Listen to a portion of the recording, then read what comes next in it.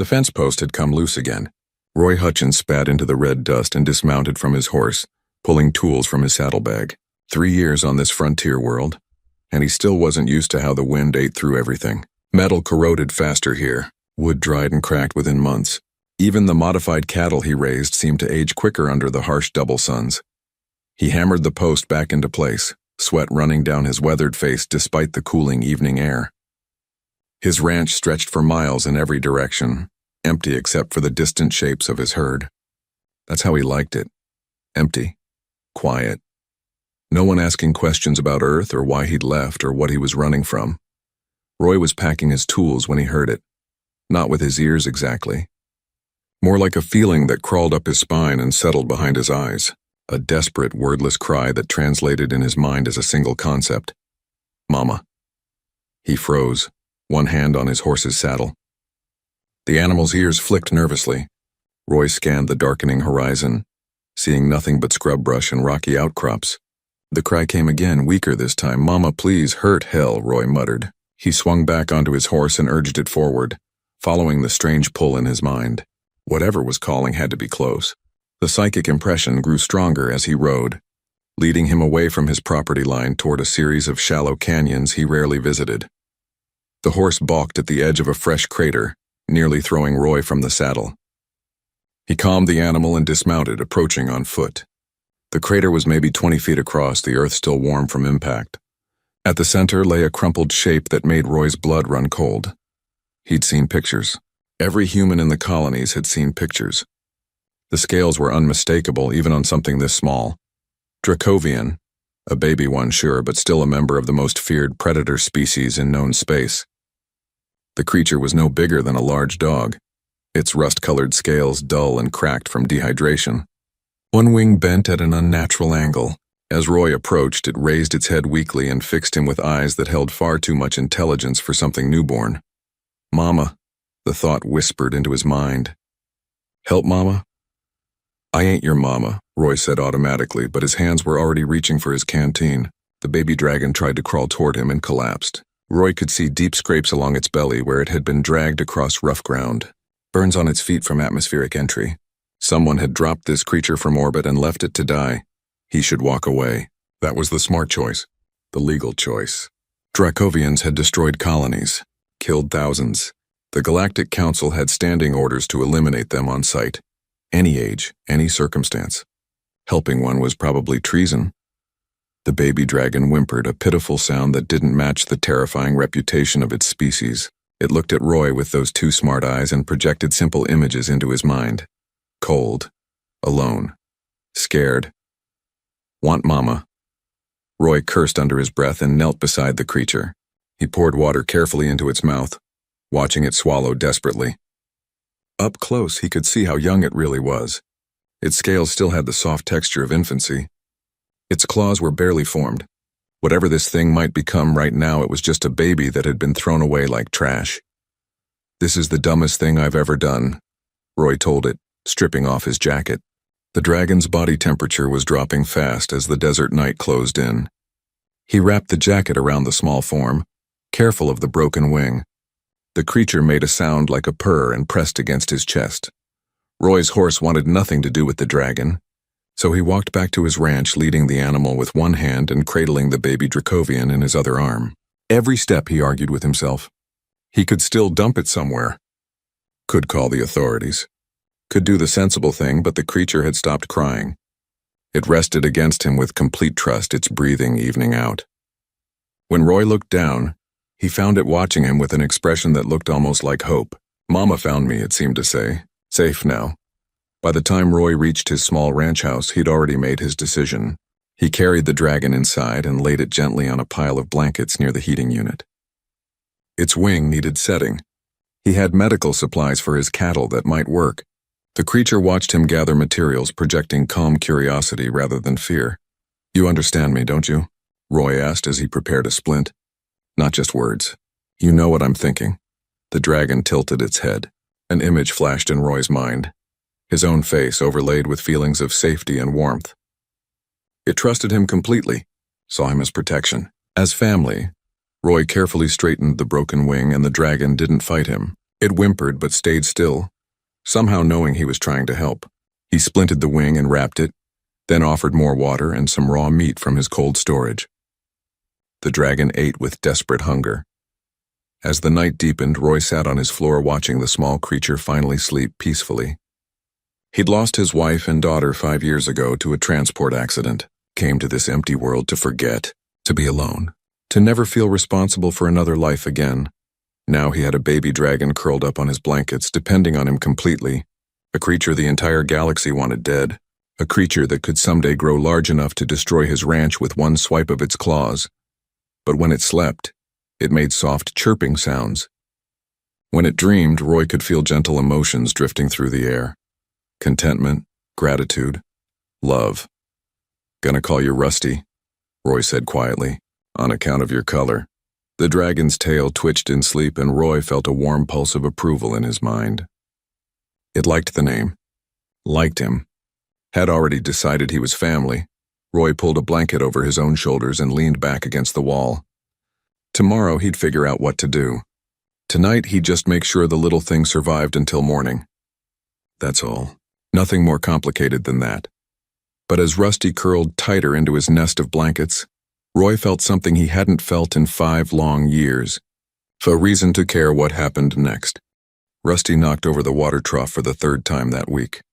Roy watched from his porch as 200 gallons of precious water turned the dusty ground to mud, while the young dragon looked back at him with what could only be described as embarrassment. 2 weeks of recovery had turned the dying creature into something surprisingly energetic and clumsy. "You're supposed to drink from it, not wrestle it," Roy called out. He set down his coffee and walked over to right the trough again. Rusty had grown noticeably in just 14 days. Now the size of a small horse, the dragon moved with the awkward coordination of a puppy, still figuring out its own legs. Or in this case, legs and wings and a tail that seemed to have a mind of its own. The broken wing was healing, but Roy could tell it would never be quite right. The bone had set crooked despite his best efforts. Rusty would probably never fly like other Dracovians. Maybe that's why its own kind had abandoned it. Defective, unwanted, left to die because it couldn't meet their standards. Roy ran his hand along the dragon's neck, feeling the warm scales beneath his palm. Rusty leaned into the touch, purring like a massive cat. In his mind, Roy felt waves of affection and an emotion that translated roughly to sorry about the water. "It's fine," Roy said. "We'll work on your coordination." The past 2 weeks had been a revelation. Rusty learned faster than any animal Roy had ever known. The dragon understood human speech now, even if it couldn't speak itself. It had figured out how to open doors with its claws. It knew which cattle were pregnant just by looking at them. And most impressively, it had started helping with ranch work. Roy watched as Rusty moved toward the cattle herd, which had been grazing too far toward the dangerous ravine lands. The dragon lowered its body and moved in smooth, controlled motions that came naturally. The cattle, which should have panicked at the sight of a predator, simply moved where Rusty guided them. The dragon projected feelings of calm and safety that even the animals could sense. "Good work," Roy said when Rusty returned. The dragon's chest puffed with pride, but their peaceful routine shattered that afternoon when Roy spotted dust on the horizon. A vehicle approaching. He felt his stomach drop. Visitors were rare out here and rarely good news. Roy quickly guided Rusty into the barn. "Stay here. Stay quiet. Don't come out no matter what you hear." The dragon sensed his fear and pressed close, not wanting to separate. "I mean it, Rusty. People can't know about you yet." The vehicle pulled up as Roy closed the barn door. Beth Sullivan climbed out, a neighboring rancher from 15 miles south. She was a tough woman in her 50s, the kind who'd carved out her own place on this harsh world through sheer determination. "Roy," she greeted him, her sharp eyes scanning the property. "Noticed you missed the supply run last week. Thought I'd check you hadn't been eaten by canyon cats." "Appreciate it, but I'm fine," Roy said, positioning himself between Beth and the barn. "Just been busy with ranch work." Beth's eyes narrowed. "You got more fencing up. New water system, too. That's a lot of work for one man." She took a step toward the barn. "You hire help?" "No help. Just me." A loud crash came from inside the barn. Beth's hand dropped to her sidearm. "What was that?" "Cattle got loose," Roy said quickly. "They're jumpy today." Another crash. Then a distinctly non-cattle sound. Something between a chirp and a growl. Beth drew her weapon and pushed past Roy before he could stop her. She kicked open the barn door, weapon raised. Rusty stood in the center of the barn, having knocked over a stack of feed bags. The dragon froze when it saw Beth, its eyes going wide. For a moment, nobody moved. Then Beth whispered, "Holy hell, that's a Dracovian." Roy stepped between them. "Beth, wait! Get away from it, Roy." Her voice was steady, but her hands shook. "Those things destroyed the Harrison colony. Killed 3,000 people. This one's a baby. It's not dangerous yet. They grow fast, Roy. In a few months, that thing will be able to tear apart buildings." Beth kept her weapon trained on Rusty. "I'm calling this in. I have to." Rusty made a soft sound, and Roy felt its terror washing through his mind. The dragon didn't understand the words, but it understood danger. It understood that the woman wanted to hurt it. Despite its size, despite its predator nature, Rusty moved behind Roy like a child hiding behind a parent. "Look at it," Roy said quietly. "Really look, Beth. Does that seem like a monster to you?" Beth's same wavered. Rusty peeked out from behind Roy, its expression fearful but not aggressive. The dragon's emotions were so strong that even Beth could sense them. Fear, confusion, a desperate desire not to be hurt again. Its own kind dumped it to die. Roy continued. "Threw it from orbit because its wing won't heal right. I couldn't just leave it. The law says any Dracovian gets reported. Any age, any circumstances," but Beth's weapon lowered slightly. "Roy, they'll kill it. They'll probably arrest you too." "I know. Then why?" Beth holstered her weapon but kept her hand near it. "Why risk everything for something that could turn on you?" Roy didn't have a good answer. He just knew that when he looked at Rusty, he didn't see a monster. He saw a scared kid that had been abandoned. He saw something that trusted him completely and depended on him for survival. He saw the first thing in 5 years that had made him feel like his life mattered. "Come here, Rusty," Roy said gently. The dragon hesitated, then slowly approached, keeping Roy between itself and Beth. "Show her you're gentle." Rusty moved with careful, controlled steps. It lowered its head submissively and sat, making itself as small and non-threatening as possible. The dragon looked at Beth with intelligent eyes that held no malice, only hope that she might understand. Beth stared for a long moment. "This is insane." "I know. The marshal's coming next month. Standard inspection. He'll find it." "I know that too," Beth cursed under her breath. She looked at Roy, then at Rusty, then back at Roy. Finally, she sighed. "You got 1 month to figure something out. I won't report this now, but if that thing shows any sign of aggression, any sign at all, I'm calling it in immediately." Relief flooded through Roy. "Thank you, Beth." "Don't thank me. I'm probably making the biggest mistake of my life." She walked back to her vehicle, then paused. "Roy, those things killed my cousin on Harrison Colony. I watched the vids. So understand this, I'm trusting you because I can see you care about it. But if you're wrong, if it turns, a lot of people will die. That weight's on you now." Roy watched her drive away, dust trailing behind her vehicle. He felt Rusty press against his leg, seeking comfort. The dragon knew something serious had happened, even if it didn't understand all the details. 1 month, Roy said quietly, running his hand over Rusty's scales. "We got 1 month to prove you're different." Rusty looked up at him with complete trust, and Roy felt the weight of Beth's words settle on his shoulders. He'd taken responsibility for a life again, for a creature that could become everything the galaxy feared. But when Rusty nuzzled against him, projecting feelings of love and family, Roy knew he'd make the same choice again. He just hoped it wouldn't get them both killed. Rain hammered against the roof of Roy's ranch house, a rare storm that would give his land a week of relief from the endless dust.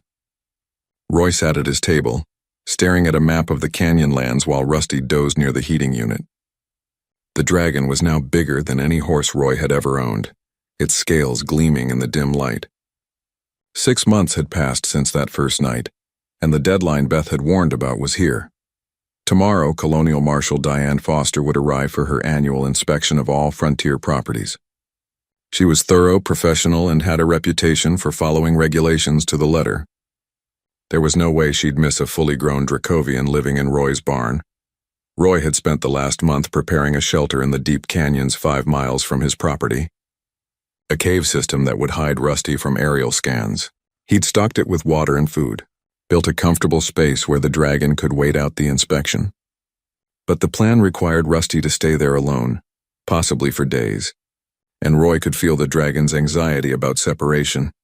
"We've practiced this," Roy said, though he wasn't sure if he was reassuring Rusty or himself.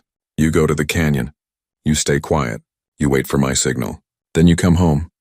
Rusty lifted its massive head, eyes reflecting the lamplight. Scared, the thought drifted into Roy's mind. "What if you don't come back?" "I'll come back. I promise." The dragon rose and moved closer, lowering its head to Roy's level. Over the months, they'd developed a deeper connection. Rusty could project more complex thoughts now, and Roy had learned to send simple feelings back. It wasn't quite telepathy, more like emotional sharing, but it meant they could truly understand each other. "Stay together," Rusty projected, along with images of the two of them working the ranch. "Safe together, family together. I know, buddy. But if the marshal finds you, they'll take you away. They'll kill you." Roy pressed his forehead against Rusty's scaled snout. "I can't let that happen." They left before dawn, Roy riding his horse while Rusty walked alongside. The dragon moved with surprising grace for its size, having long ago mastered the coordination that eluded it as a baby. The canyon shelter was ready, stocked with everything Rusty would need. Roy helped the dragon settle in, making sure the cave entrance was well hidden. 3 days at most, Roy said. "Then I'll come get you." Rusty made a low sound of distress but nodded, understanding. The dragon curled up in the cave, looking smaller than it was. Roy felt his heart break a little as he turned to leave. This creature trusted him completely, depended on him, loved him with the unconditional devotion of family, and he was leaving it alone in a cave to hide like a criminal. Because that's what they were, criminals, breaking laws meant to protect the colonies from a species that had proven itself capable of terrible violence. Roy rode back to his ranch as the first sun rose, painting the sky in shades of orange and red. He'd barely finished his morning work when he spotted the marshal's vehicle approaching, flanked by 2 deputies. His pulse quickened, but he forced himself to appear calm. Just another inspection, nothing unusual. Marshal Diane Foster was a woman in her 40s with iron-gray hair and eyes that missed nothing.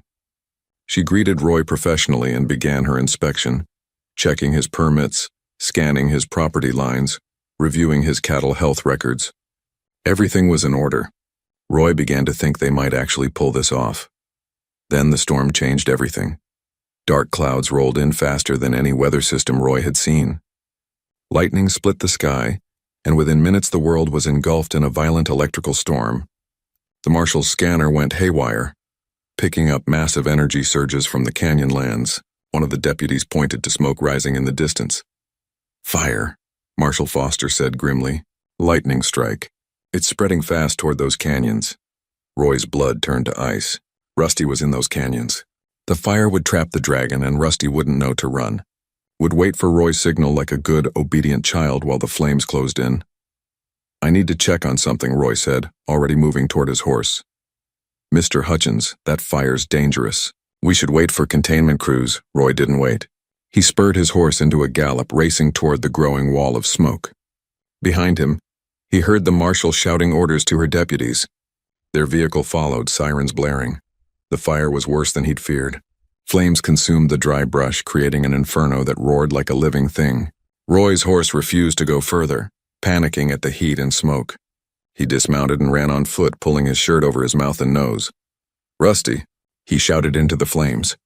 Through their connection, he felt the dragon's terror. Trapped, scared, calling for him. "I'm coming." "Stay where you are." He found the cave entrance blocked by burning debris. Through the smoke, he could see Rusty's massive form trying to push through, but the fire drove the dragon back. Without thinking, Roy grabbed a fallen branch and began clearing the burning wood, ignoring the pain as embers burned his hands and arms.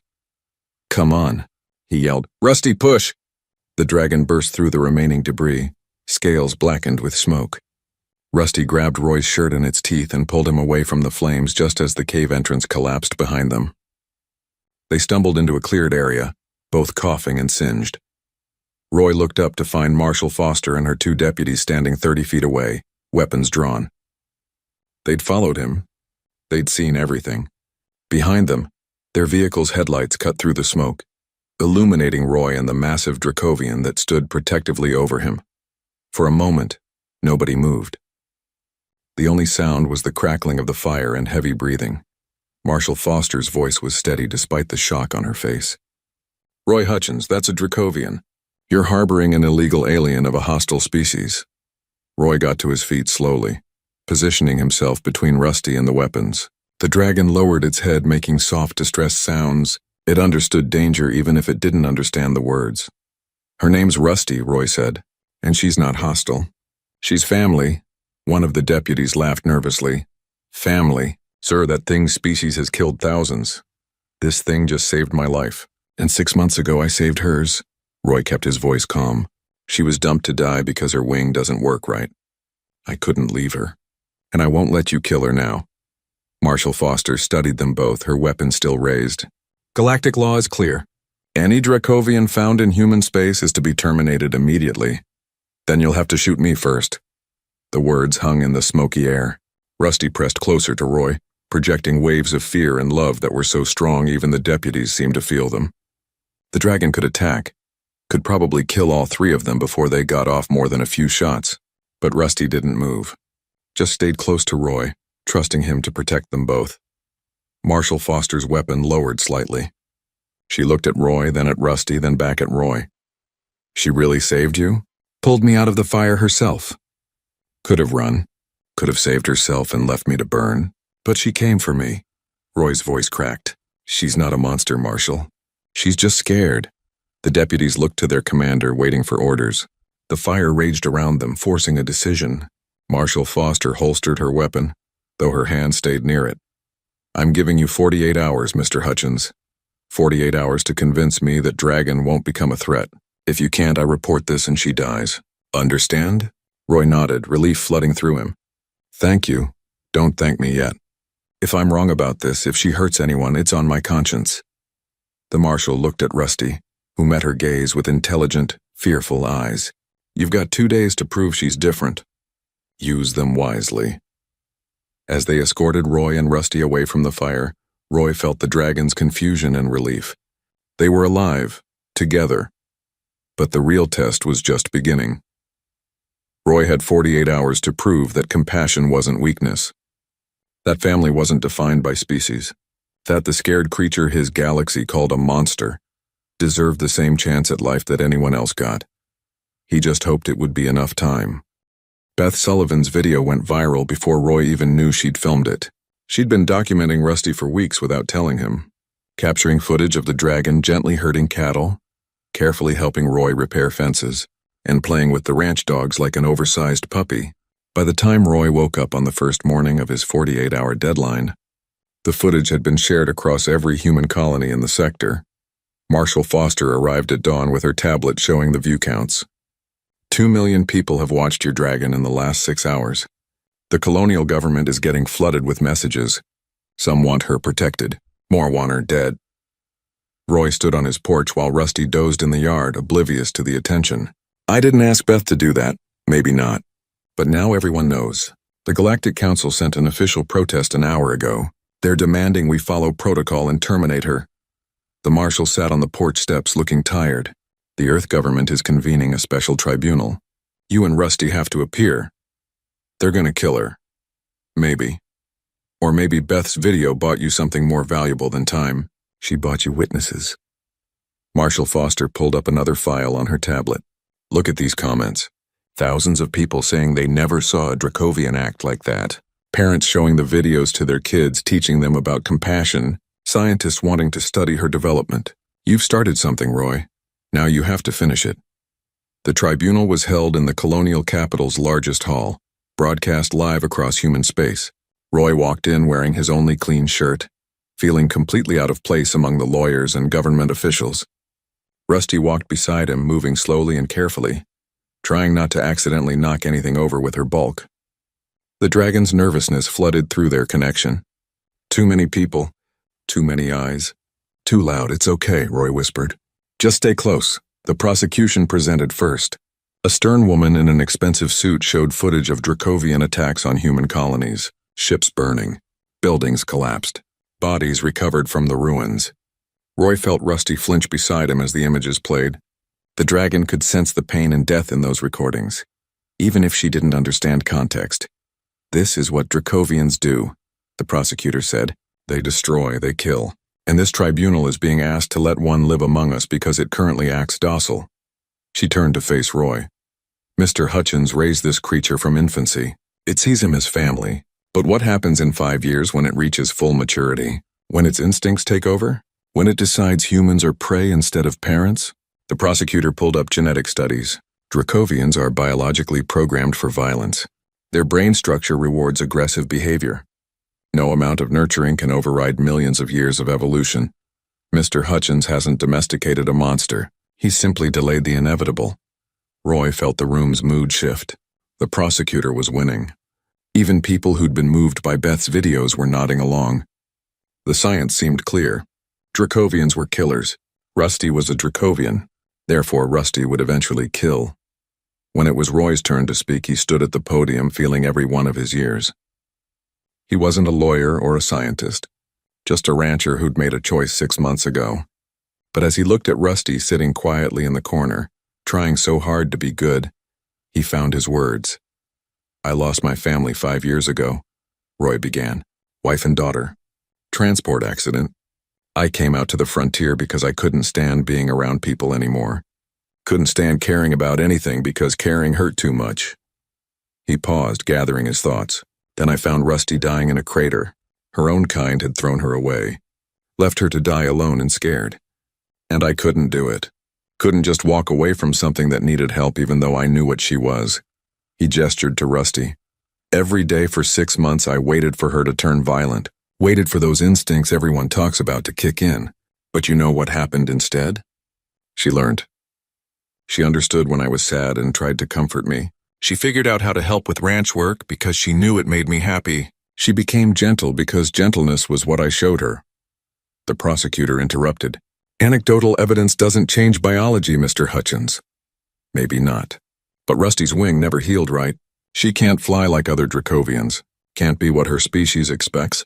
They abandoned her because she was defective." Roy's voice grew stronger. "But maybe that defect is what saved her. Maybe because she couldn't be what Dracovians are supposed to be, she got to become something different, something better." He walked over to Rusty, placing his hand on her scaled head. "I'm not saying she's not dangerous. Anything this size and this strong is dangerous. But humans are dangerous too. We've got weapons that can crack planets. We've wiped out species and conquered worlds. But we also build hospitals and write poetry and adopt orphans. We're capable of terrible things and beautiful things. Why can't she be the same?" The tribunal judge, an elderly man who'd been silent throughout, finally spoke. "What you're describing is theoretical, Mr. Hutchins.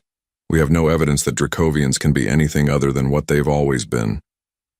Before Roy could respond, something unexpected happened. A group of aliens entered the hall, their presence causing immediate commotion. They were Talarians, a species whose homeworld had been destroyed by Dracovians 2 years ago. Everyone in the room knew their history. If anyone had reason to demand Rusty's death, it was them. The lead Talarian approached the podium. "We come to speak against the Dracovian," he said, and Roy's heart sank. But the alien continued. "We come to speak against judging a child for crimes committed by others. Against deciding someone's worth based on their species rather than their actions." The Talarian turned to face Rusty, and Roy felt the dragon's confusion. "My world burned. My family died. I have every reason to hate your kind." He paused, but hate didn't bring them back. Hate didn't rebuild our world, and hate won't prevent future violence if it teaches us to kill children for the crimes of adults. The room erupted in argument. Other aliens present protested. Human officials shouted for order. In the chaos, someone in the back of the room threw something. A protest sign or a piece of debris. Roy didn't see what it was. He only saw it flying toward Rusty. The dragon could have dodged, could have destroyed the attacker with one swipe. Instead, Rusty moved to shield Roy, taking the impact herself. The object shattered against her scales, and the room went silent. Rusty stood over Roy, not in aggression but in protection, making herself a barrier between him and any threat. The judge watched this display with careful eyes. "Stand down," he told Rusty. The dragon didn't understand the words, but she understood authority. Slowly, carefully, Rusty backed away from Roy and sat, lowering her head submissively despite every instinct probably screaming at her to protect her family. The tribunal deliberated for 3 hours, while Roy and Rusty waited in a small room. The dragon could sense Roy's stress and kept trying to comfort him, pressing her massive head against his shoulder and projecting feelings of loyalty and love. Win or lose, they had each other. That had to count for something. When they were called back, the room was packed with more people than before. News crews had arrived. The decision would be broadcast live across human and alien space alike. The judge looked exhausted. This tribunal has reached a decision regarding the Dracovian called Rusty. He paused, letting the tension build. We find that while the creature poses potential danger, its current behavior and the circumstances of its raising present a unique situation. Therefore, we grant Roy Hutchins conditional custody. Relief flooded through Roy, but the judge wasn't finished. The conditions are strict. Rusty must wear a monitoring device at all times. She will undergo behavioral assessments every 3 months. Any display of unprovoked aggression results in immediate termination. Mr. Hutchins is legally responsible for any damage or injury Rusty causes. And most importantly, this decision applies only to this specific case. It does not set precedent for other Dracovians. Roy barely heard the rest. He turned to Rusty, and the dragon's joy flooded through their connection. Home, together, safe. The relief was so powerful that several people in the room visibly reacted to the emotional projection, but as they left the tribunal hall, Roy saw the protesters. Hundreds of them, some human, more alien, signs demanding Rusty's death, chants calling Roy a traitor. Security had to escort them through the crowd to their transport. Marshal Foster drove them back to the ranch personally. You won, but you also made enemies. Some powerful ones. The Galactic Council formally condemned humanity's decision. 3 alien species suspended trade agreements. Earth's diplomats are scrambling to smooth things over. I didn't mean to cause an incident, Roy said. Too late for that. You and Rusty are famous now, symbols. Some people see hope. Others see humanity's arrogance. She glanced at Rusty in the rear of the transport. Just keep her safe, Roy, and prove that compassion wasn't a mistake. The whole galaxy's watching. Back at the ranch, as the second sun set and painted the sky purple, Roy sat on his porch with Rusty beside him. The dragon had a monitoring collar now, but otherwise everything seemed normal. Just a man and his dragon. Home after a long day. Rusty projected contentment and safety. Images of the ranch, of their daily routine, of the life they'd built together. Then a new thought, one Roy hadn't felt before. Hope for tomorrow. Yeah, Roy said quietly, scratching behind Rusty's ear ridge. I got hope too. Now we just gotta prove we earned it. The stars emerged overhead, the same stars that other species looked up at while debating humanity's choice. But Roy didn't think about politics or protocols or the weight of expectations. He thought about the baby dragon he'd found dying in a crater, and how that choice to help had changed everything. Tomorrow would bring new challenges. But tonight they were home, together, and that was enough. The boycott started small. First, the fuel supplier refused to deliver to Roy's ranch. Then the feed store stopped taking his orders. Within a month, most businesses in the colonial capital wouldn't serve him. Other ranchers who'd supported Roy found themselves facing similar treatment. The message was clear. Choosing compassion came with a price. 2 years had passed since the tribunal. Rusty was now fully grown, massive enough to be seen from miles away. The dragon spent days helping Roy maintain the ranch, which had become harder without access to normal supply chains. Beth brought what she could, but her own business suffered for associating with Roy. Found a distributor 3 colonies over who'll sell to us, Beth said, unloading supplies from her truck. Costs triple, but it's something. Roy helped carry the bags, watching Rusty gently herd cattle in the distance. The dragon had grown more confident over the years, but remained fundamentally gentle. Every 3 months, government assessors visited and found no concerning behavior. The monitoring collar transmitted constant data showing Rusty's emotional stability. None of it mattered to the people who decided the dragon was a threat. Can't keep doing this, Beth, Roy said. You're losing money helping me. What else should I do? Let you starve to prove the haters right? She wiped sweat from her forehead. Besides, more people support you than you think. They're just scared to say it publicly. That night, Roy's communication terminal lit up with an incoming message marked urgent.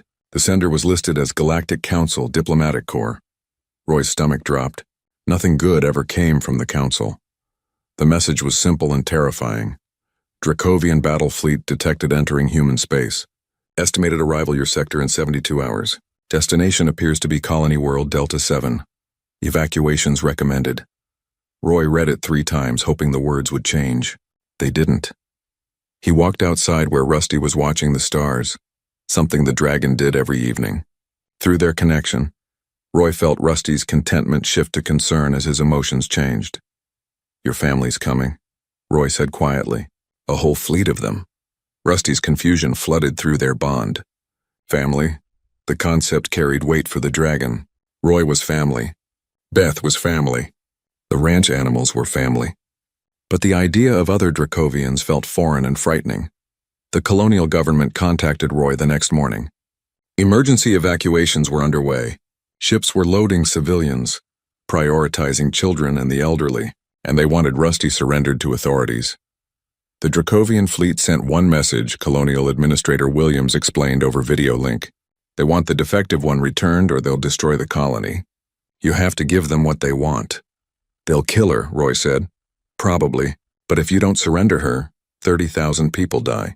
I'm sorry, Roy, but that's not a choice. That's math. Roy ended the call and walked out to where Rusty waited. The dragon had heard everything through their connection. She understood the basics. Her presence endangered humans. Her family wanted her back. People would die because of her. We'll go, Rusty projected simply. Save humans. Save Roy. No, Roy's voice was firm. We'll find another way. But what way? Roy spent the next day researching everything he could find about Dracovian culture. Most sources were military reports focused on their fighting capabilities. Rusty tried to help, projecting vague memories from before she'd been abandoned. Images of massive ships, feelings of cold judgment, the sense of being found lacking. Beth arrived as Roy pored over files. Evacuation ships are leaving. Most ranchers are already gone. They're saying anyone who stays is responsible for their own death. I can't leave Rusty, I know. That's why I'm staying too. She set down a rifle. If we're making a stand, might as well do it together. Roy wanted to argue but knew Beth well enough to know it wouldn't work. Instead, he showed her what he'd found. Dracovian culture values strength above everything. They abandon offspring they consider defective because weakness is shameful. But Rusty's not weak. She's strong, just in different ways. You planning to explain that to a battle fleet? Maybe, if they'll listen. The Dracovian ships arrived ahead of schedule, massive vessels that made human cruisers look like toys. 12 warships took position around Delta 7, their weapon systems active. Roy received a communication request within minutes. Against every survival instinct, he accepted. The Dracovian that appeared on his screen was enormous, scales black as space, eyes like frozen fire. Human, you harbor one of our discarded young. Return it or be destroyed. Roy stood tall despite his fear. Her name is Rusty, and I'm not returning her to die. The defective one should have died when we released it. You have interfered with natural order. The Dracovian's voice carried no emotion. You have 1 rotation to comply. Why do you even want her back? You threw her away. For the first time, something like emotion flickered across the alien's face. It is shameful that our defect lives under alien care. The shame must be erased. Roy felt Rusty press against the wall outside, listening. The dragon's sadness and resignation flooded through their bond. She'd always known her birth family had considered her worthless. Hearing it stated so bluntly still hurt. What makes her defective? Roy challenged. Because her wing won't work right? That's all? Dracovians fly. Dracovians hunt. Dracovians conquer. One that cannot do these things has no worth. The commander leaned forward. Why do you defend the useless creature? Because she's not useless. She's smart. She's kind. She helps me run my ranch. She learns faster than any animal I've ever known. Roy's voice grew stronger. She's everything you said she couldn't be. And maybe that's what scares you. We fear nothing. Then prove it. Come down here, meet her, see what she's become. If you still think she's worthless after that, then I'll accept your judgment. The commander was silent for a long moment. Finally, we will send 1 representative. If this is a trap, your world burns. No trap, just truth.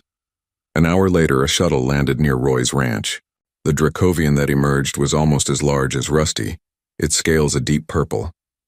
It moved with predatory grace, every motion speaking of violence held barely in check. Roy forced himself to stand his ground. Rusty emerged from the barn slowly. The two Dracovians faced each other, and Roy felt waves of complex emotion from his dragon: fear, hope, anger. The desperate desire to be seen as valuable by her own kind. The purple Dracovian circled Rusty, examining her. The wing is malformed. Flight would be impossible. She doesn't need to fly to be valuable, Roy said. Show me. Over the next hour, Roy demonstrated everything Rusty could do. The dragon herded cattle with perfect precision, repaired a broken fence using her claws with delicate control, solved a complex puzzle Roy had built to prove her intelligence. Through it all, the purple Dracovian watched in silence. Finally, it spoke. The defect has skills. But these are not Dracovian skills. These are servant skills. Weak skills.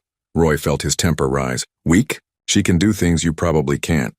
She understands human language. She anticipates problems before they happen. She shows more intelligence and control than any combat drone. Intelligence without violence is useless, is it?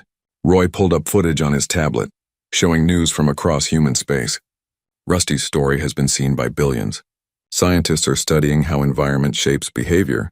Philosophers are debating the nature of identity. Children are learning that different doesn't mean dangerous. He looked the alien in the eye.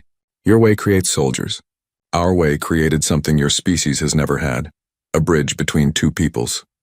The purple Dracovian moved closer to Rusty. You choose this life? You choose humans over your own kind? Rusty's response was immediate and clear. A telepathic projection strong enough that even the visiting Dracovian felt it. Images of Roy finding her dying. Memories of healing and care. Feelings of love and belonging. The ranch is home. And underneath it all, a deep fundamental truth. She chose family over biology. The visitor recoiled slightly. The defect thinks like prey, not predator. No, Roy said. She thinks like someone who was given a choice and made it. That's not weakness. That's strength. The Dracovian was silent for a long time. Finally, it turned back toward its shuttle. I will report what I have seen. The commander will decide.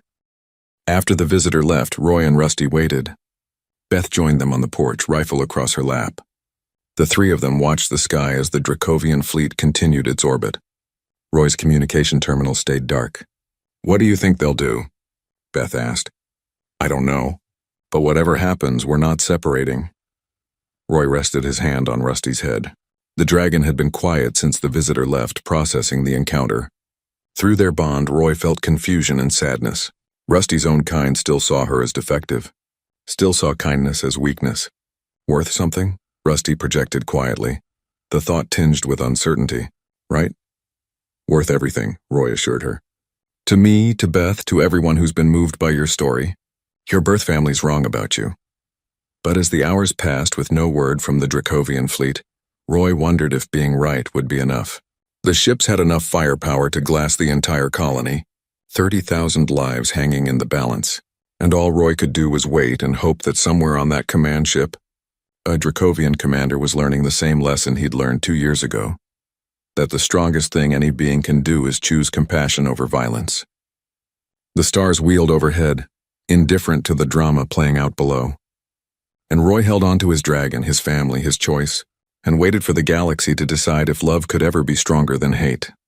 Sunrise on the third day brought no answers, only the continued presence of 12 warships in orbit.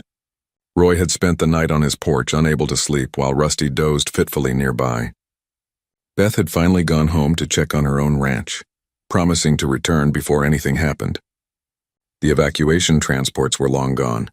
Only a few stubborn colonists remained, and Roy couldn't blame those who'd left. His communication terminal chimed at dawn. Roy's hand shook as he accepted the call.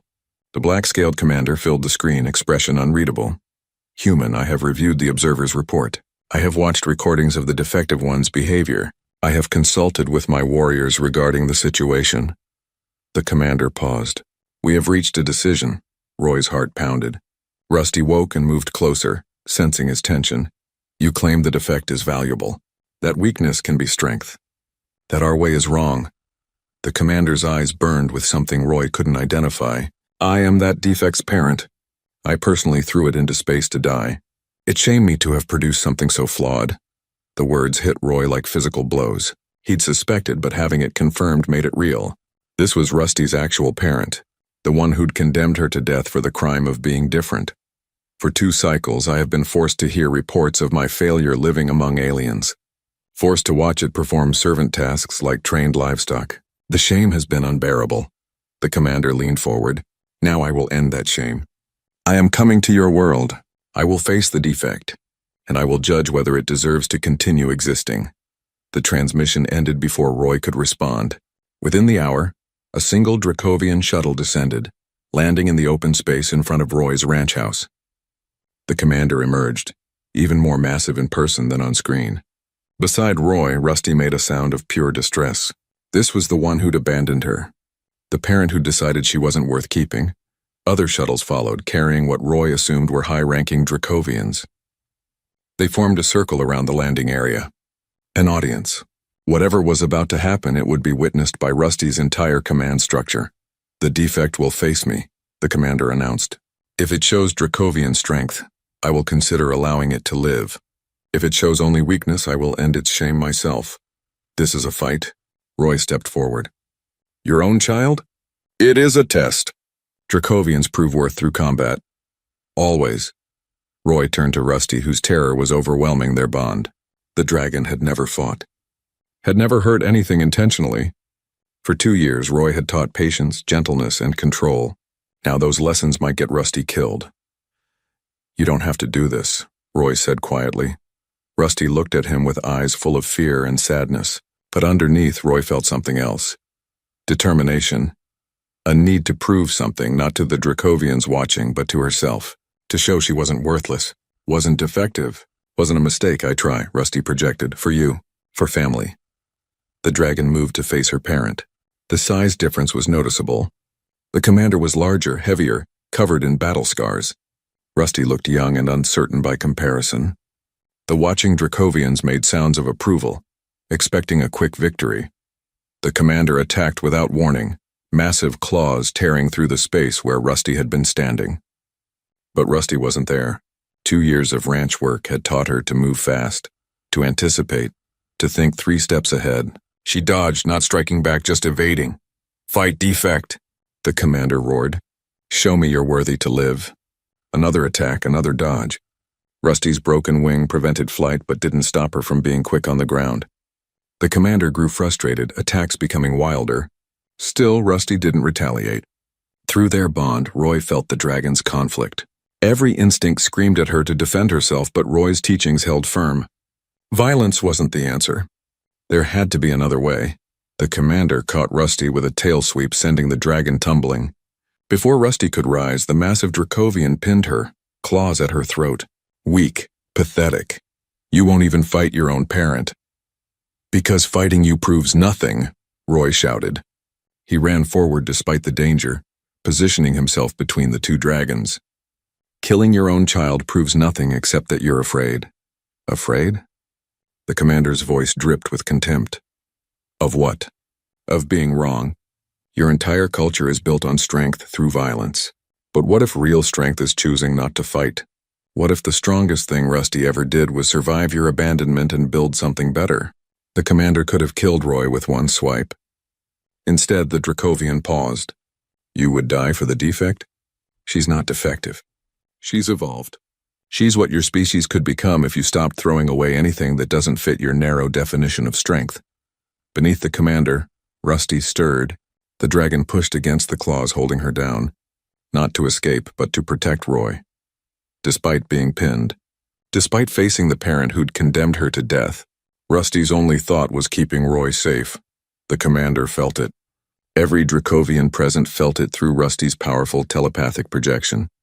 Complete unconditional love, willingness to die protecting family, strength that had nothing to do with violence and everything to do with bonds that couldn't be broken by fear or hatred. The commander released Rusty and stepped back. For a long moment, the massive Dracovian stared at its offspring. Then in a voice barely above a whisper, I threw you away because you couldn't fly. Couldn't hunt. Couldn't be what I expected. The commander's scales seemed to dim, but you became something I never imagined. Something I don't have words for in our language. Rusty stood slowly, moving to Roy's side. The dragon projected a simple question to her parent. Why come back? Why care now? Because watching you survive was worse than killing you would have been. Because seeing aliens value what I threw away felt like judgment. The commander looked at the assembled Dracovians. We have destroyed worlds, conquered systems, taken pride in our power, but we have never built anything. Never created beauty, never chosen peace when war was possible. The commander's gaze returned to Rusty. You have done all these things, and I must know, is that strength or weakness? Roy spoke carefully. It's strength in a way your people haven't explored. Rusty's stronger than most humans, despite being raised with gentleness. She's smarter because she learned to think instead of just react. She's more valuable because she builds instead of destroys. He paused. She's everything you could have been if someone had shown you there was another path. The commander approached Rusty slowly, almost cautiously. For the first time, parent and child stood together without violence. Through their telepathic connection, something passed between them. Rusty shared memories. Roy's kindness, the ranch's peace, the satisfaction of helping instead of hurting. The commander shared something unexpected. Regret. I cannot undo abandoning you, the commander said. Cannot erase the shame I caused, but I can make a choice now. The Dracovian turned to address the assembled witnesses. I declare the defect is not defective. What we called weakness is simply difference, and difference has value we never considered. Murmurs spread through the watching Dracovians. Some looked intrigued, others hostile. Change didn't come easily to a warrior culture. One of the observers stepped forward. Commander, you would shame us further? Admit our ways might be wrong? I admit our ways are incomplete. The commander's voice carried absolute authority. We throw away offspring that don't meet standards. But this human kept one we discarded and it became valuable. What else have we thrown away? What other potential have we wasted? The debate that followed was intense. Dracovian warriors argued in their harsh language while Roy and Rusty waited. Finally, the commander silenced everyone with a roar. The fleet will depart. The defect lives under human protection. But I make one demand. The commander looked at Rusty. Others will come. Young ones we deem flawed. Failures we would normally kill. The human will teach them as he taught you. Show us if this path has merit beyond one example. Roy felt the weight of what was being asked. You want me to raise more Dracovian young? I want proof that your way works. That compassion creates value. The commander's expression was unreadable. If you succeed, perhaps our people learn. If you fail, we will know strength through violence is the only path. It was a test, a challenge, and an opportunity. Roy looked at Rusty, who projected hope mixed with uncertainty. Could they do this? Could they show an entire warrior species that there was another way to measure worth? We'll do it, Roy said. But on one condition. The young ones come willingly and they're never forced back into your culture if they don't want to return. The commander considered this, then nodded once. Agreed. What they become is their choice, as it should have been for this one from the beginning. The Dracovian fleet departed that afternoon, leaving Roy and Rusty standing in the settling dust. Beth arrived minutes later, having watched everything from a distance. Did that just happen? She asked. Did you just agree to run a school for baby dragons? Roy laughed despite his exhaustion. Guess so. Over the following weeks, the story spread across both human and Dracovian space. Roy Hutchins, the cowboy who'd saved one abandoned dragon, had convinced a warrior species to reconsider their definition of strength. It wasn't a revolution. Most Dracovians still followed their old ways. But some began to question. Some began to wonder if the young ones they threw away might have value after all. The first new arrival came a month later. A small Dracovian with silver scales and an overbite that prevented proper hunting. Her parents had contacted Roy themselves, asking if he might try with their offspring what he'd done with Rusty. More followed. Within a year, Roy's ranch had become home to 7 young Dracovians, each learning that worth came from who you chose to be, not what biology demanded. Rusty helped teach them, showing by example that strength and gentleness weren't opposites. That family could be chosen. That being different wasn't the same as being defective. The Galactic Council remained skeptical, but couldn't deny results. Young Dracovians raised on Roy's ranch showed intelligence and social skills unheard of in their species. They built things, created art, learned multiple languages, became bridges between cultures that had only known war. Roy stood on his porch one evening, watching 7 dragons of various sizes help with ranch work while Rusty supervised. The sunset painted everything in gold and purple, and through his bond with Rusty, Roy felt contentment so deep it brought tears to his eyes. "Never thought I'd end up here," he said to Beth, who'd stopped by with supplies, "running a ranch for dragons. Never thought the galaxy would change because a cowboy couldn't leave a baby to die." Beth smiled. "But here we are." Roy looked at Rusty, who met his gaze with eyes full of love and trust. The dragon had grown from a dying infant into a teacher, showing others that survival wasn't about being the strongest or fastest. It was about adapting, learning, building connections that made you stronger together than you ever could be alone. The stars emerged overhead, and somewhere among them, Dracovian parents were making new choices, wondering if their flawed offspring might become something valuable, questioning assumptions held for generations. One cowboy, one dragon, one choice to show compassion instead of walking away. Sometimes that's all it takes to change the galaxy.